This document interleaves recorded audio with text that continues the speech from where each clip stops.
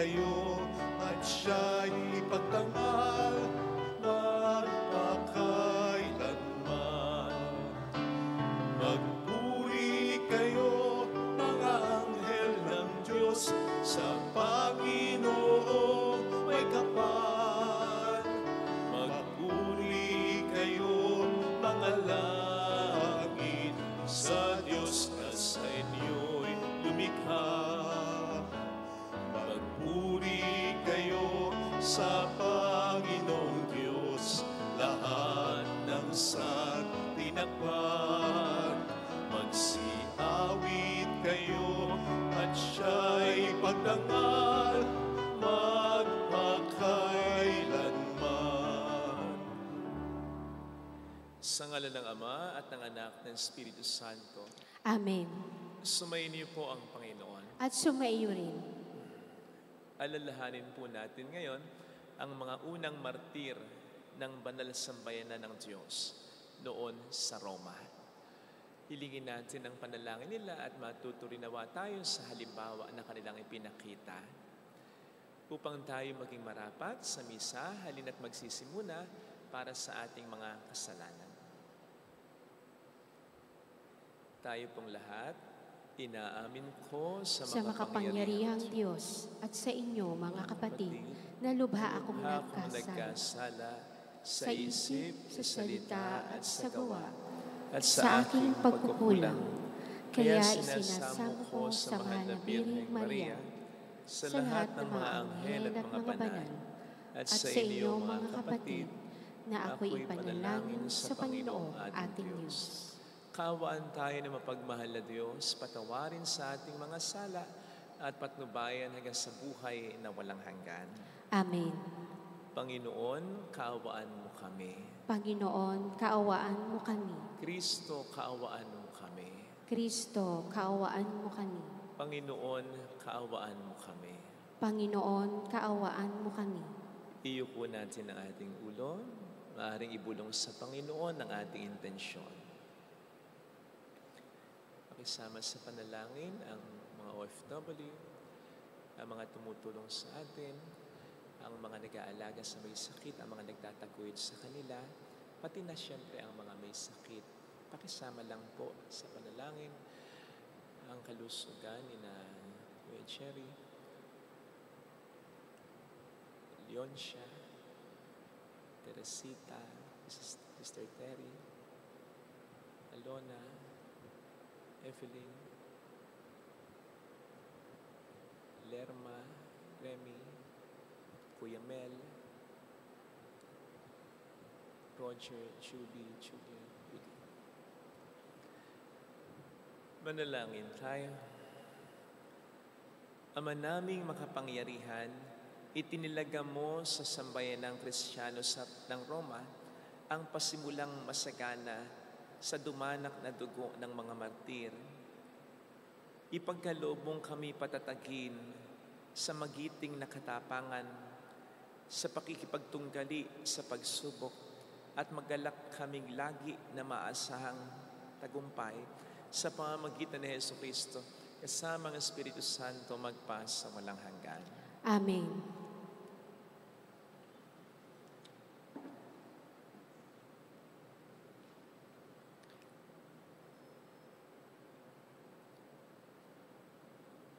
Ang salita ng Diyos mula sa aklat ng Henesis. Nang umalis ang tatlong lalaki, inhatid sila ni Abraham sa labasan. Umahon sila sa isang dako na natatanaw ang Sodoma. Sinabi ng Panginoon, "Hindi ko dapat ilihim kay Abraham ang aking gagawin. Yamang pinili ko siyang maging ama ng isang makapangyarihang bansa. Lahat ng lahi sa daigdig ay pagpapalain ko sa pamamagitan niya. Pinili ko siya upang ipasunod niya sa kanyang lahi ang aking mga utos sa pamamagitan ng paggawa ng matuwid at pagpapairal ng katarungan. Sa gayoy, matutupad ko ang aking pangako sa kanya." Kaya't sinabi pa ng Panginoon, Katakot-takot na ang sumbong sa akin laban sa Sodoma at Gomora at napakalaki ng kanilang kasalanan. Paruroon ako at aalamin ko kung ito'y totoo. Umalis ang mga lalaki at nagpunta sa Sodoma, ngunit nanatili ang Panginoon sa tabi ni Abraham. Itinanong ni Abraham, "Lilipulin po ba ninyo ang lahat ng tao, may kasalanan man o wala? Sakaling may 50 matuwid sa lungsod, wawasakin po ba ninyo iyon? Hindi ba ninyo patatawarin ang lungsod dahil sa 50 iyon? Naniniwala akong hindi ninyo idaramay ang mabubuti. Hindi ninyo gagawin iyon sapagkat kung ganito ang mangyayari, parehong magdurusa ang masama at mabuti. Hindi ito mangyayari. Makatarungan ang hukom ng buong daigdig." At tumugon ang Panginoon, "Hindi ko ipahahamak ang lungsod dahil sa 50 matuwid.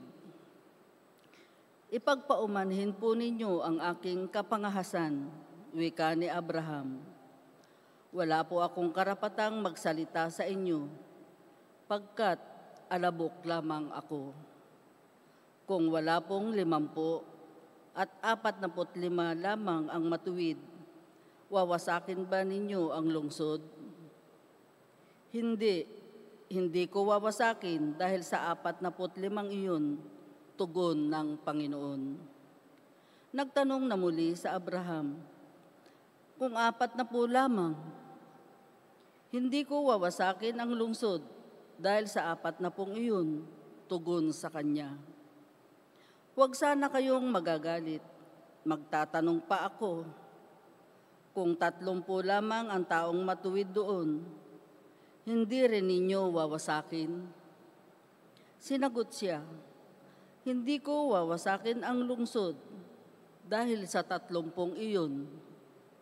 Sinabi pa ni Abraham, "Mangangahas po uli ako. Kung 20 lamang ang matuwid na naroon, hindi ko pa rin wawasakin ang lungsod dahil sa 20 iyon." Muling tugon sa kanya. Sa katapusay, sinabi ni Abraham, "Ito na po lamang itatanong ko. Kung 10 lamang ang matuwid na naroon, hindi ko pa rin wawasakin ang lungsod dahil sa 10 iyon," tugon ng Panginoon. Pagkasabi nito, umalis na siya at umuwi naman si Abraham. Ang salita ng Diyos. Salamat sa Diyos. Ang ating mahabaging Diyos ay nagmamagandang loob. Ang ating mahabaging Diyos ay nagmamagandang loob. Panginooy papurihan, purihin mo kaluluwa. Ang pangalan niyang banal, purihin mo sa tuwina.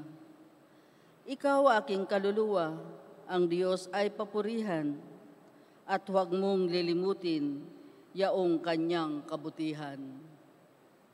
Ang ating mahabaging Diyos ay nagmamagandang loob. Ang lahat kong kasalanay, siya ang nagpapatawad. Ang anumang aking sakit, ginagamot niyang lahat.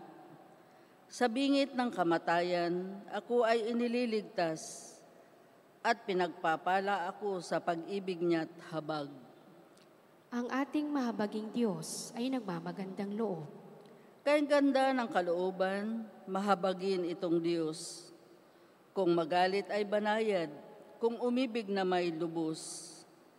Banayad nga kung magalit, hindi siya nagtatanim. Yaong taglay niyang galit, hindi niya kinikimkim. Ang ating mahabaging Diyos ay nagmamagandang loob. Kung siya ay magparusa, di katumbas ng pagsuway. Di na tayo sinisingil sa nagawang kasalanan. Ang agwat ng lupa't langit, sukatin may hindi kaya. Gayon ang pag-ibig ng Diyos sa may takot sa Kanya. Ang ating mahabaging Diyos ay nagmamagandang loob.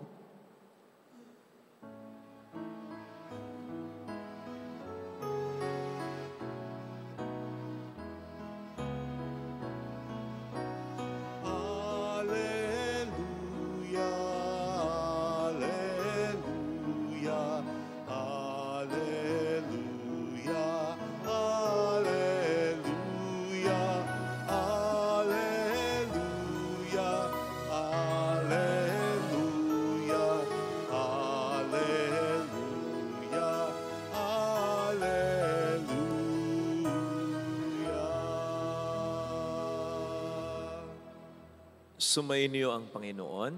At sumaiyo rin. Ang mabuting balita po ng Panginoon ayon kay San Mateo. Papuri sa iyo, Panginoon. Noong panahong iyon, nang makita ni Jesus ang makapal na tao sa kanyang paligid, iniutos niya sa mga kasama na maghandang tumawid sa ibayo. Nilapitan siya ng isang eskriba at sinabi sa kanya, "Guro, susunod po ako sa inyo, saan man kayo pumaroon." Sumagot sa Jesus, "May mga lungga ang mga asong gubad, at may mga pugad ang mga ibon, ngunit ang anak ng tao ay wala man lamang matulugan o mapagpahingahan." Isa naman sa mga alagad ang nagsabi sa kanya, "Panginoon, maaari po bang umuwi muna ako upang ipalibing ang aking ama?" Ngunit sinabi sa kanya ni Jesus, "Sumunod ka sa akin at ipaubaya mo na sa mga patay ang paglilibing ng kanilang mga patay." Mga kapatid, ang mabuting balita ng Panginoon. Pinupuri ka namin, Panginoong Hesukristo. Welcome sa Our Lady of Lazaret, Quasay Parish, kung saan ayos lang umiyak. Samahan tayo ng mahal ay sa pag-iyak at sa pagdarasal upang maging maayos ang lahat. Narinig po natin sa ating ebanghelyo ang dalawang pangunahing kondisyon ng ating Panginoong Hesukristo sa mga gustong sumunod sa Kanya. At ito ay ang maging malaya. Una, maging malaya sa mga material na bagay.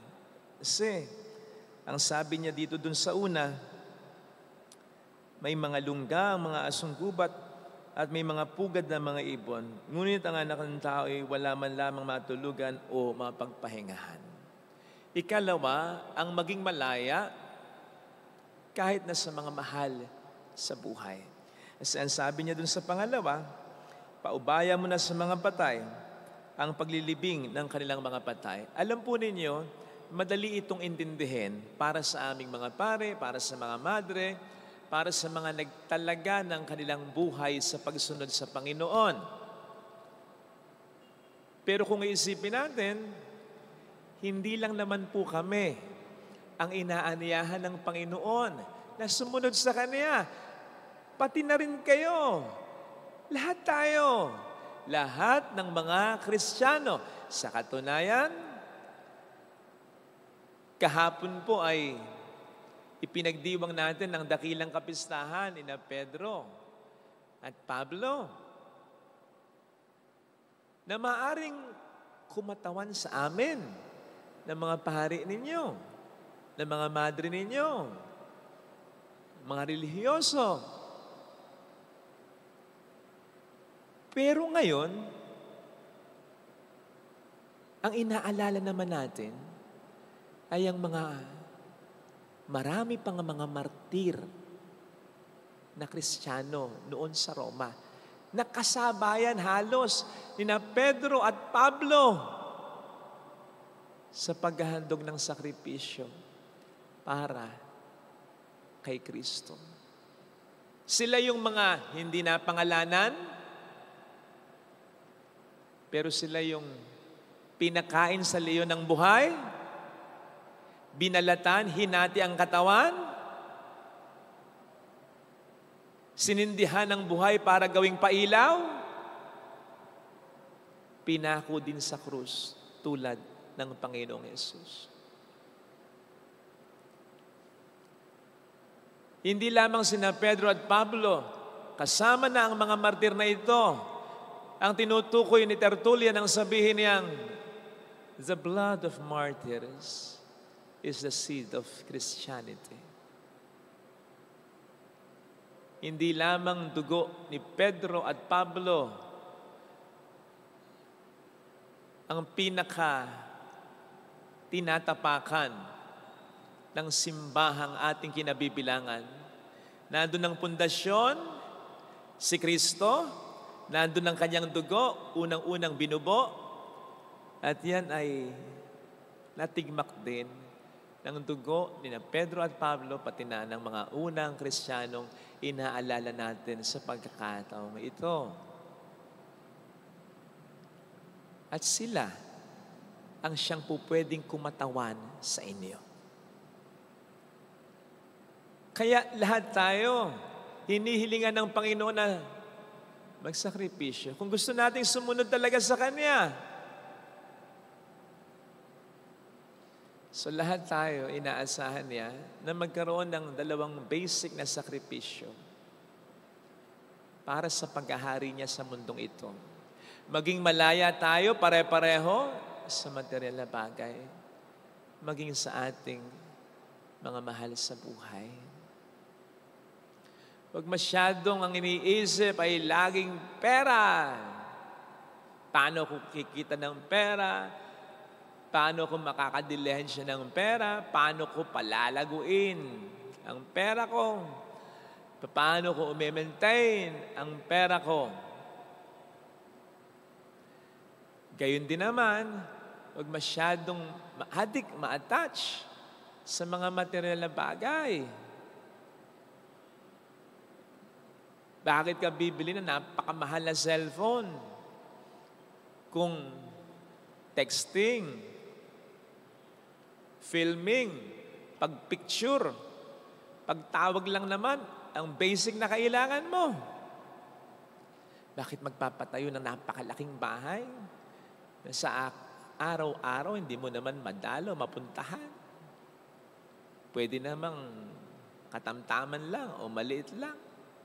Gayong kayo lang naman ding mag-asawa ang naiiwan sa bahay, kadalasan. Bakit kinakailangan napakaraming pares ng sapatos? Alahas? Kung po pwede namang yung basic lang. Oo, alam ko. Pinaghihirapan nyo naman yan. Kinikita nyo naman yan sa mabuting paraan. At tumutulong din naman kayo sa mga nangangailangan. Pero hindi kaya mas makatutulong tayo, mas makapagbibigay tayo, mas magiging madali para sa atin ang tumulong sa iba kung hindi tayo magiging attached sa material na bagay at sa pera. Ganun pa rin naman ang kikitain. Ganun pa rin naman ang darating na blessing o pwedeng higit pa kapag ito'y dumadaan lamang sa atin talaga.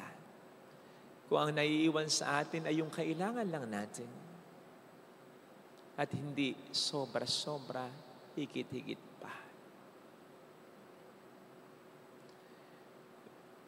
Kapag ang isang maraming sakripisyo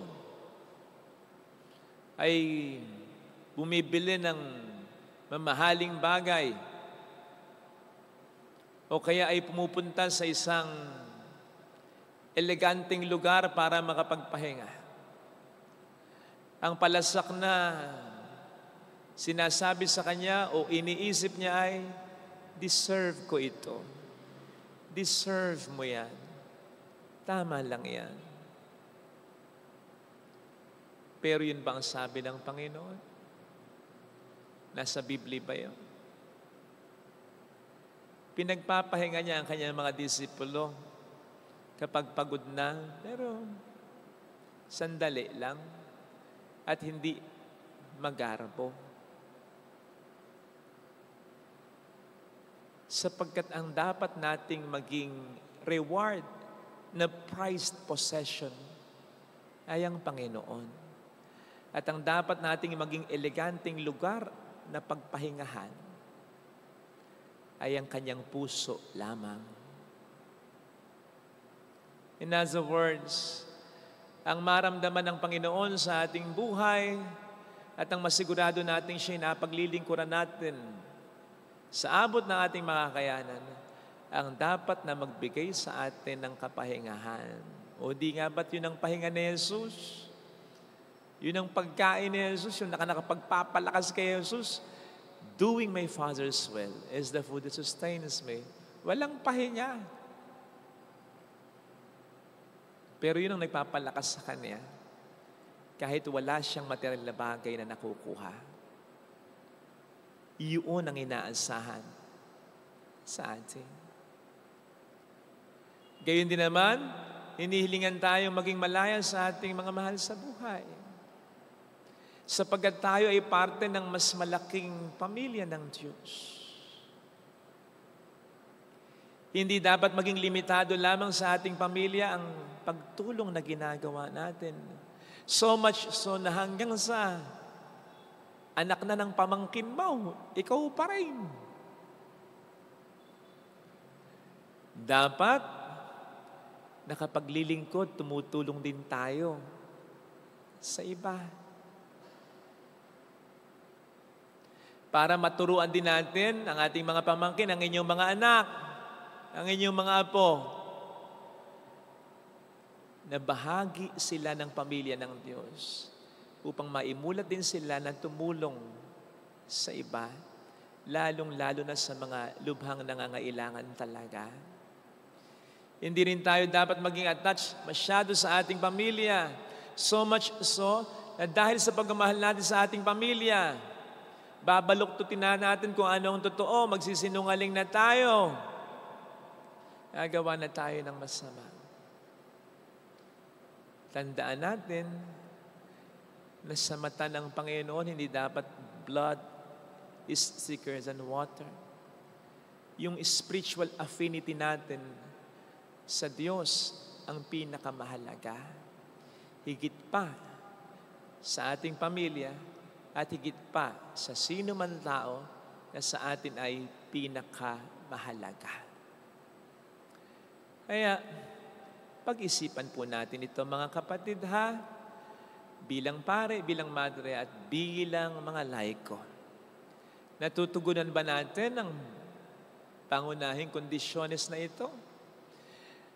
Kasi mahalaga ito sa utos ng Panginoon na mahalin natin siya ng lubos. At mahalin din natin ang ating kapwa. At pag sinabing kapwa, hindi lang ito ang ating pamilya. Mahalaga na maging detached tayo sa material na bagay at maging sa ating mga mahal sa buhay upang kay Kristo lamang at sa mga hangarin lamang ni Kristo, tayo mas ma-attach sa buhay. Pakatandaan po natin na hindi optional ito. Sapagkat kung gusto nating sumunod kay Kristo, pangunahin or basic na mga sakripisyo. Ito. Sana hiling nating biyaya sa pagdiriwang na ito. Lagay natin ang ating kanang kamay sa tapat ng ating puso.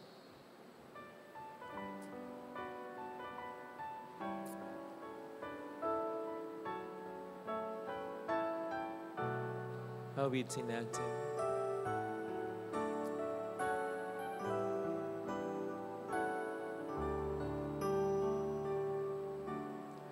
Alam kong may magagawa ang Diyos. Alam kong may magagawa ang Diyos. Walang imposible sa Kanya. Kung ako'y magtatapat, sa Kanya'y maglilingkod, alam kong may magagawa ang Diyos.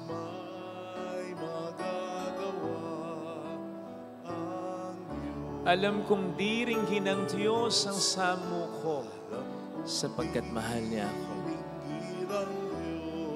Ang samo ko, alam kong diringgin ng Diyos ang samuko. Kung ako'y magtatapat, kung ako'y sa Kanya'y maglilingkod, alam kong diringgin ng Diyos ang samuko. Pumikit po tayo. Panginoon, maraming salamat sa banal na aral na tinanggap namin ngayon na pinag-isip kami sa punto ng aming buhay ngayon. Ano na nga ba ang mga sakripisyong nagawa namin para sa iyo? Ikaw nga ba ang pinakauna sa buhay namin? O ang material na bagay, maging ang mga taong mahalaga sa amin? Salamat at ngayon ay pinag-isip mo kami. Gaano na ba karami ang nagagawa naming mabuti? Hindi dahil kailangan ito o ito ang makapagliligtas sa amin, kundi dahil ang mga mabubuting bagay na ito ay dapat na maging tanda ng aming pagmamahal sa iyo. Hallelujah! Marami na nga ba kaming natutulungan? Marami na nga ba kaming nagagabayan? Nakapaglilingkod ba kami sa iyong simbahan? Nakaka-inspire ba kami ng maraming tao? Salamat, Panginoon, at pinag-isip mo kami sa sandaling ito. Na ang buhay ay hindi lamang tungkol sa pera, ni hindi ito tungkol lamang sa pamilya. Ito'y tungkol sa aming pagsunod sa iyo, aming Panginoon. Tulungan mo po kami mag-sink ito sa buhay namin upang talagang masabi namin, mayroong magandang mangyayari. Sapagkat ang sabi mo, seek ye first the kingdom. Ikaw muna. At saka nasusunod ang iba. Mayroong magandang mangyayari sa iyo kapag ang Diyos ang inuna mo. At kapag hindi ka nagpasubok sa Diyos, kahit na para sa mga mabubuting bagay o tao sa buhay mo, sapagkat ang Panginoon lamang ang dapat na pinakamabuti sa lahat. Papuri sa Ama, sa Anak, sa Espiritu Santo. Kapara ng sa unang-una, ngayon, magpakilanman at magpasawalang hanggan. Amen. Pag-aalay.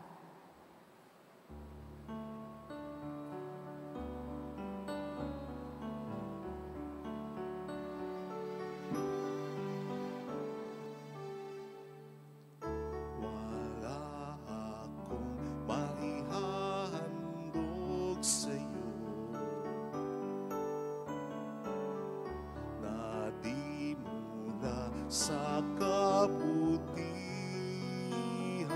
mo, gayon pa man yung tanggapin, aking alay pabanalin.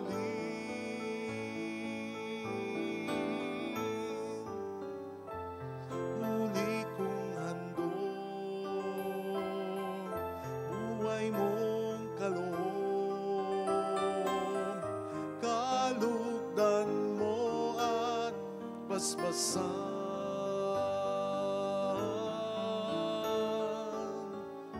Wala akong maihahandog sa'yo na di mula sa kabutihan mo, gayon pa man yung tanggapin, aking alay pabanalin.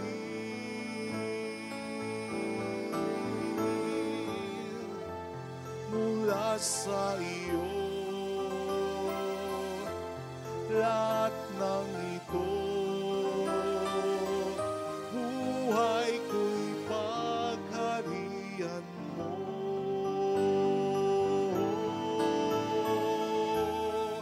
Wala akong maihahandog sa'yo na sa kabutihan mo. Gayon pa man, yung tanggapin aking alay, pabanalin, tanging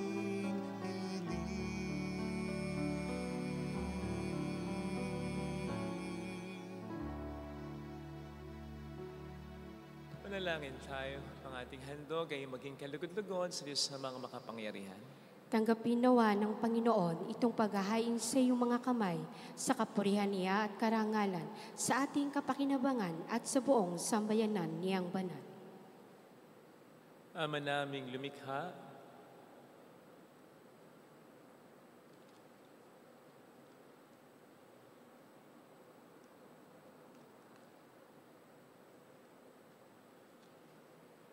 pakabanalin mo at basbasan ng mga alay na nakahanda upang paalabin nito ang aming diwa sa ningas ng pag-ibig mo na nagdulot ng tagumpay sa pagkapakasakit ng mga unang martir noon sa Roma sa pamamagitan ni Jesucristo kasama ng Espiritu Santo magpasa walang hanggan. Amen. Sumainyo po ang Panginoon. At sumaiyo rin, Itaas sa Diyos ang inyong puso at diwa. itinaas na namin sa Panginoon. Pasalamatan ng ating Panginoong Diyos. Marapat na siya ay pasalamatan. Ama naming makapangyarihan, tunay nga pong marapat na ikaw ay aming pasalamatan.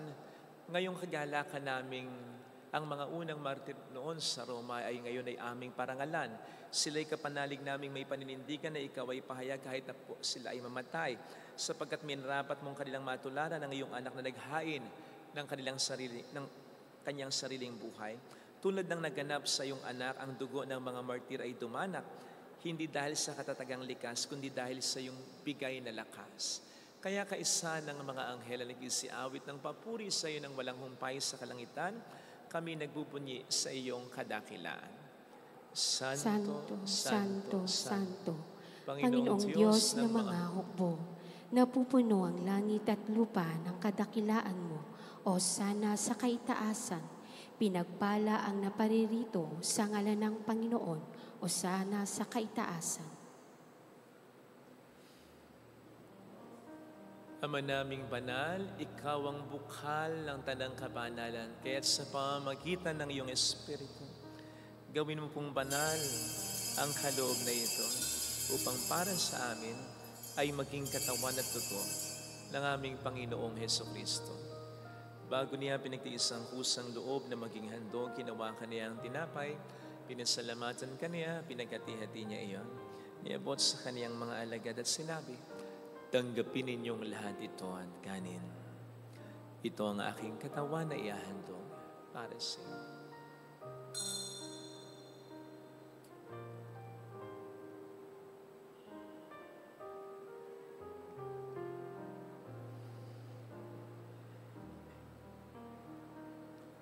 Gayon din naman nang matapos ang hapunan, hinawakan niya ang kalis, muli kaniyang pinasalamatan. Iniabot niya ang kalis sa kaniyang mga alagad at sinabi, tanggapin ninyong lahat ito at inumin. Ito ang kalis ng aking dugo ng bago't walang hanggang tipan. Ang aking dugo na ibubuhos para sa inyo at para sa lahat. Sa ikapagpapatawad ng mga kasalanan, gawin niyo ito sa pag-alala sa akin.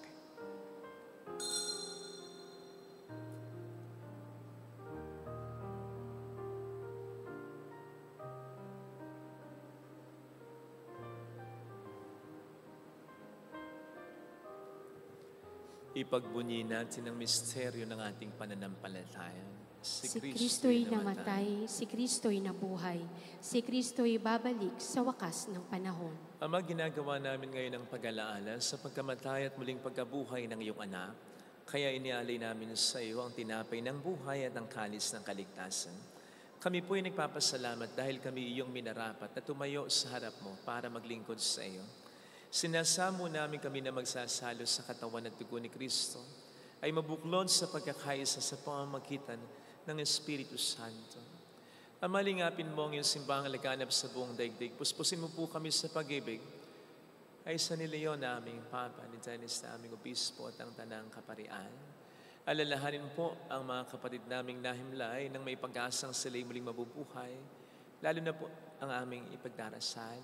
Saglit tayong yumuko habang inaalala at pinagdarasal ang ating mga mahal na yumao. Pakisama po si Joyce, Joselito Perseco Diosa, Miguel Arsenio Serio, Dioga Maria Jose Relito Erickson, Goring, Benjamin Nelly Oreo Isca, Emer, Sally, Romy, Rodolfo Alan, Ada Dante Luisa, Corio, David, Alfredo Mark Ricky, kayo din ng lahat ng mga pumanaw. Kaawaan mo sila at patuloyin sa iyong kaliwanagan, kasama rin ang kaluluwa ni Melinda Borja. Kaawaan mo at paging tapatin kaming lahat na makasalo sa iyong buhay na walang wakas. Kaysa ang mahal na Birhen ng Lazaret, ang ina ng Diyos, San Jose, ang kabiyak ng kanyang puso, lahat ng mga banal na namuhay dito sa daigdig ng kalugod-lugod sa iyo, may pagdiwang naman namin ang pagupuri sa ikararangal mo sa pamamagitan ng iyong anak at sa aming Panginoong Hesukristo. Sa pamamagitan ni Kristo, kasama niya at sa Kanya, ang lahat ng parangal papuri ay sa iyo, Diyos amang makapangyarihan, kasama ng Espiritu Santo, magpasawalang hanggan.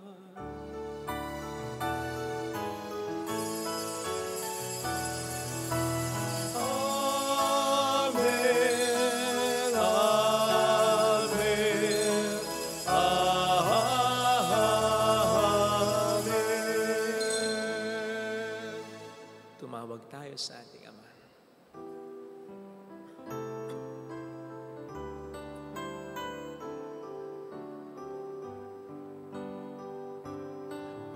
Ama namin, sumasalangit ka, sambahin ang ngalan mo, mapasa amin ang kaharian mo, sundin ang loob mo dito sa lupa para nang sa langit.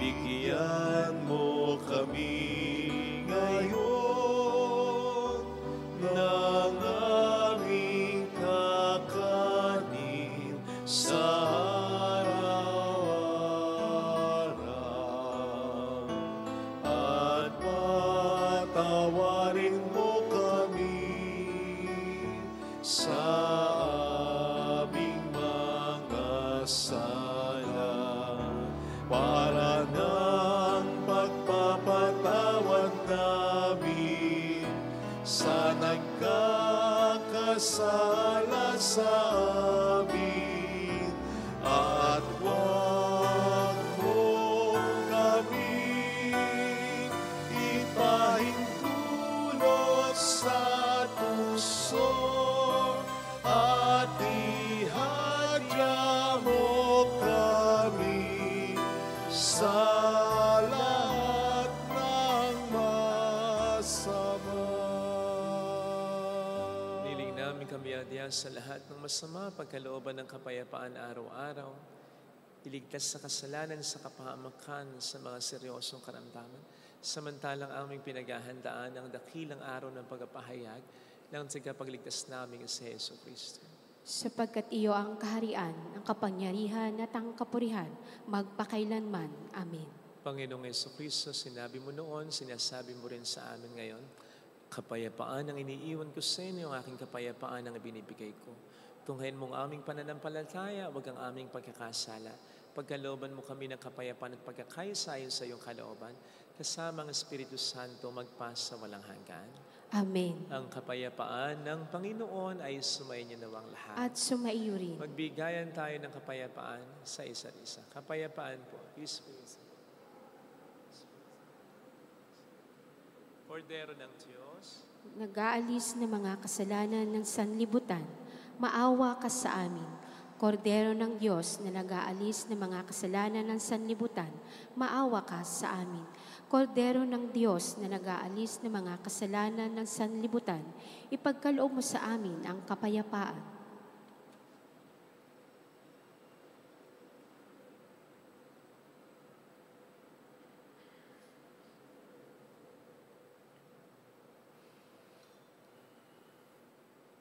Narito sa harap natin ng Panginoon ang ating buhay at kaligtasan, mapapalad tayong inaanyayahan. Panginoon, hindi ako karapat-dapat na magpatuloy sa iyo, ngunit sa isang salita mo lamang ay gagaling na ako.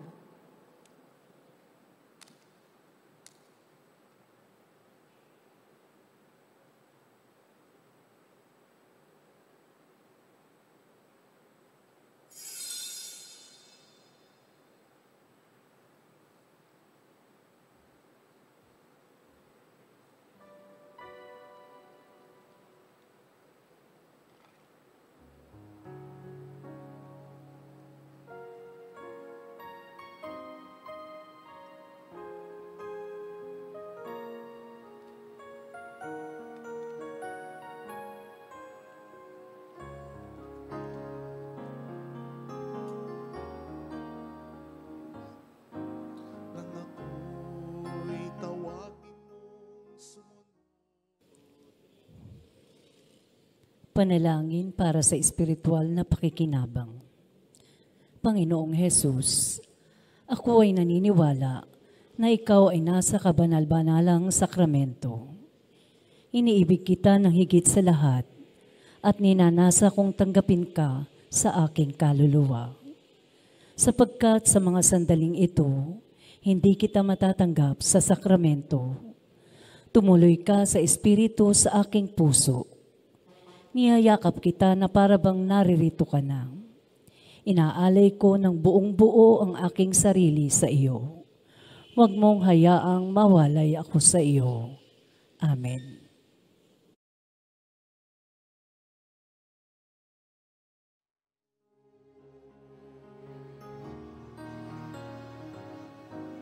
Nang ako'y tawagin mo, sumunod, O Kristo. Ako ay nagpasya, susunod sa'yo. Sa aking pagdalima, kinakay mo ako. Ang tamang daan ay natagpuan ko. Susunod ako, Diyos, susunod ako. Sa buong buhay ko'y susunod sa'yo. Tanging sa'yo lamang ang buong puso ko. Susunod ako sa'yo. Magbuhat ang ikaw ay makilala ko. Ang buhay kong ito'y lubos mong binago. Lungkot ay pinawi, pag-asa'y natamo. Nang ako'y magpasyang sumunod sa'yo. Susunod ako, Diyos, susunod ako. Sa buong buhay ko'y susunod sa'yo. Tanging sa'yo lamang ang buong puso ko. Susunod ako sa'yo. Susunod ako, Diyos, susunod ako. Buong buhay ko'y susunod sa'yo. Tanging sa'yo lamang ang buong puso ko. Susunod ako sa'yo. Jesus, sa'yo'y susunod ako.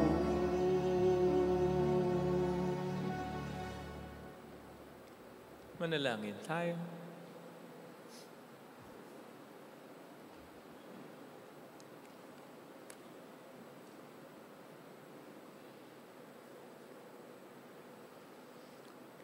Ama naming mapagmahal, kaming nakinabang sa katawan ni Kristo ay yung pagbigyang sa pag-ibig niya'y huwag mapawalay kailanman. At ayon sa halimbawa ng mga unang martir noon sa Roma, silang yung mga hinirang, kami naway magtagumpay alang-alang sa kanyang sa amin ay nagmahal. Sa pamamagitan niya, asama ng Espiritu Santo magpasa walang hanggan. Amen.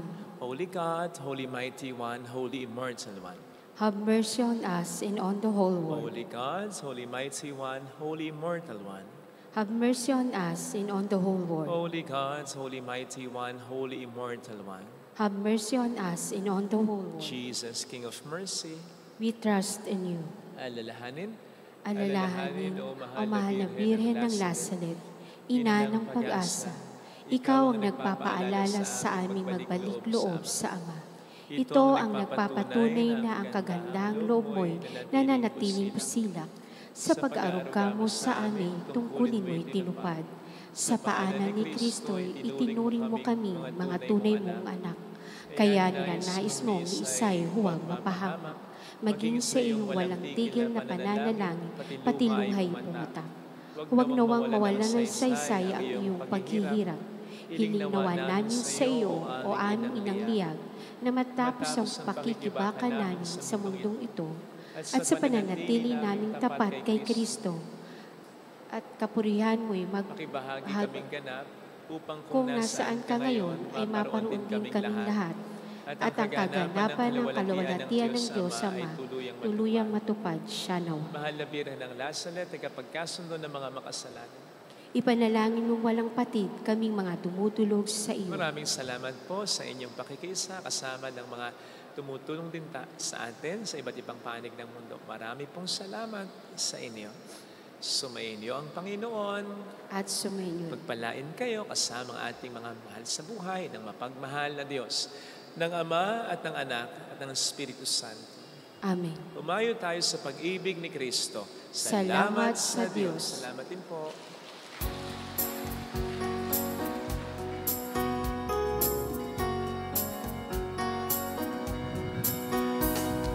On this day, O Mother of our Lord, we sing you praise for lighting up our way.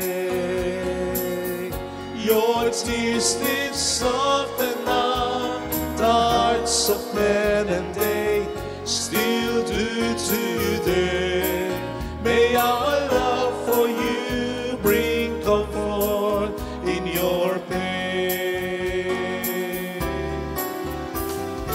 On this day, O Mother of our Lord, we sing you praise for lighting up our way. Your tears did soften up the hearts of men, and they still do